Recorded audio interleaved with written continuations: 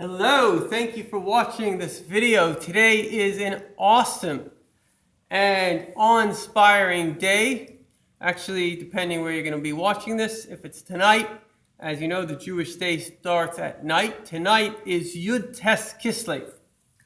Yud Tes Kislev represents the Rosh Hashanah, the head of the year. Now we know, why does it say Rosh Hashanah? Why don't we call it the new year? Why do we call it the head of the year?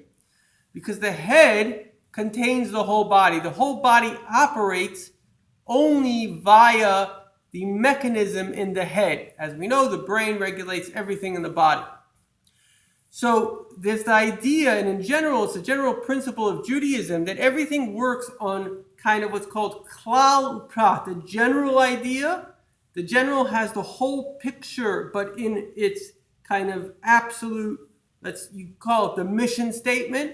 And then you have the specifics, okay, the application of it. So a mission statement may be for, a government which is provide security, and then that's the application. You have to have laws, you have to have police, you have to have judges, you have to have a, prosecution, defense, the whole story.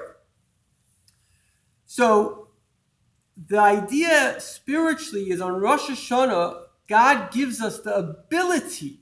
If you tap into the energy of today, you have the ability to transform your life in the mission statement.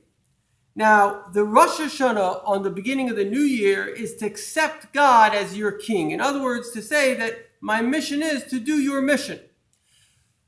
Something extraordinary took place in Jewish history, and as you know, it was the revelation of the Baal Shem Tov, the revelation of Chassidus. Now, to sum it up, the revelation of Chassidus is actually the Messianic revelation. As Reb Pinchas Kartzer said, the beginning of the Messianic era began at the Baal Shem Tov's teachings. As we know, the essence of the Messianic era, and I'm saying many different concepts, but trying to bring it down to modern English into one idea, the beginning of the Messianic era, or what the Messianic era is really all about, is a new level of consciousness.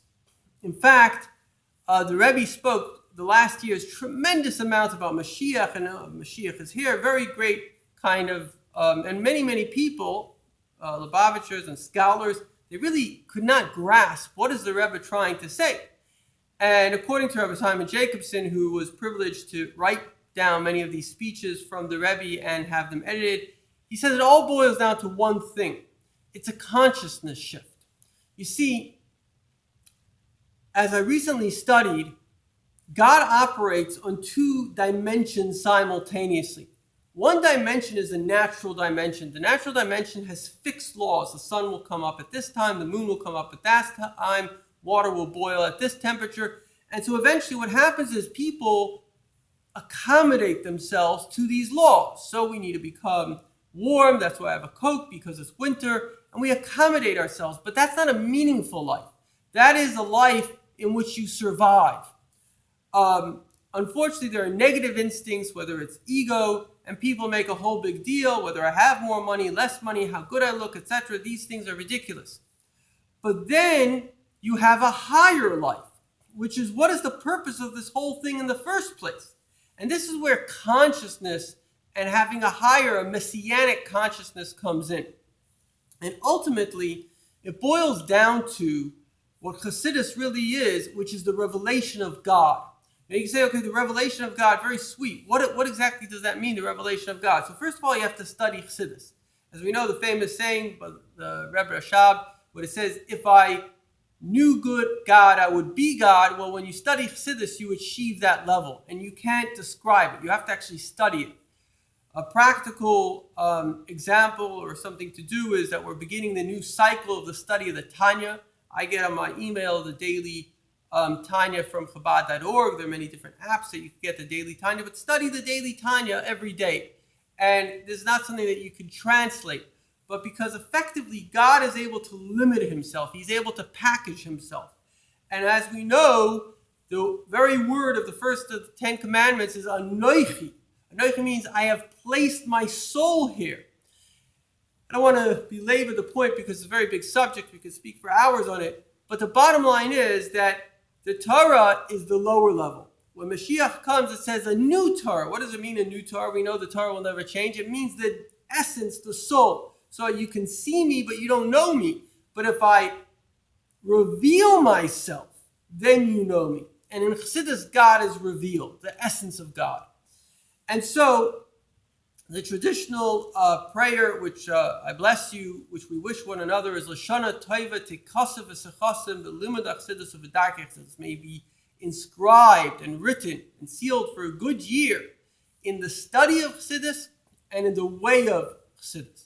And the way of Chassidus, as we know, the Baal Shem Tov revealed, is to be positive. That's the primary way of Chassidus, to be positive. It's the ability to live in a higher consciousness, to use a higher consciousness to affect reality. Not that I'm determined based on my hot, I'm cold, I'm hungry, I'm this and that, but I determine my reality. I see positive. I believe in Mashiach. I believe that things will be good. I see the good in others. I choose to see the good. In life, you can see many different things. And ultimately, you are choosing to see whether you realize it or not. Either it is an emotional reaction, you're seeing it because you want to see it, like they say, love is blind, or it is a choice. It is your intellect